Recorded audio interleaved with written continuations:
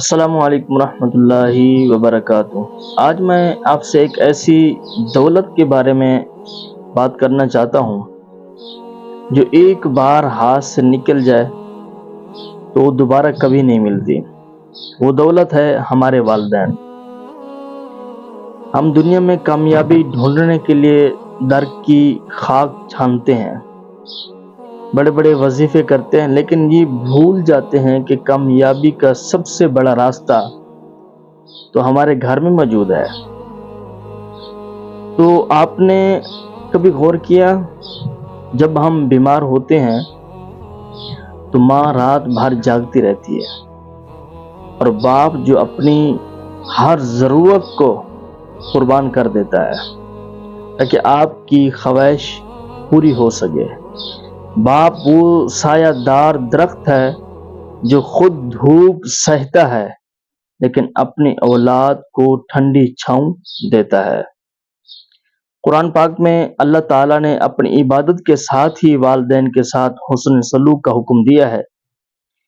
اللہ پاک فرماتا ہے کہ انہیں اف تک نہ کہو، یعنی ان کے سامنے اونچی آواز میں بولنا دور کی بات ہے، یعنی بیزاری کا اظہار کرنا بھی گناہ ہے۔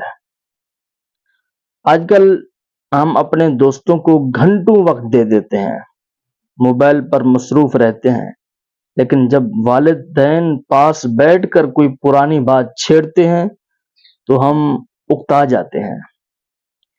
تو پیارے بھائیوں اور دوستوں، یاد رکھیں، جب وہ نہیں رہیں گے تو ان کی وہی پرانی باتیں سننے کے لیے آپ کا دن ترس جائے گا۔ آپ یوں سمجھیں کہ آپ کے کان ترس جائیں گے۔ آپ کہیں کہ وہ کون سا دن ہوتا کہ ہم ان کے ساتھ باتیں کرتے۔ تو ان کی خدمت اس لیے نہ کریں کہ وہ آپ کے محتاج ہیں، بلکہ اس لیے کریں کیونکہ ان کی ایک خاموش دعا آپ کی تقدیر بدلنے کی طاقت رکھتی ہے۔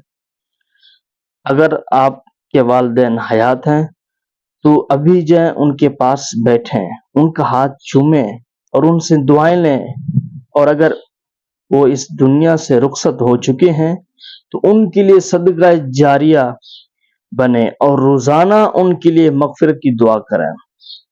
اللہ ہم سب کو اپنے والدین کا فرمان بردار بنائے۔ ویڈیو اچھی لگی ہو تو اسے شیئر ضرور کریں، شاید کسی کے دل میں یہ بات اتر جائے۔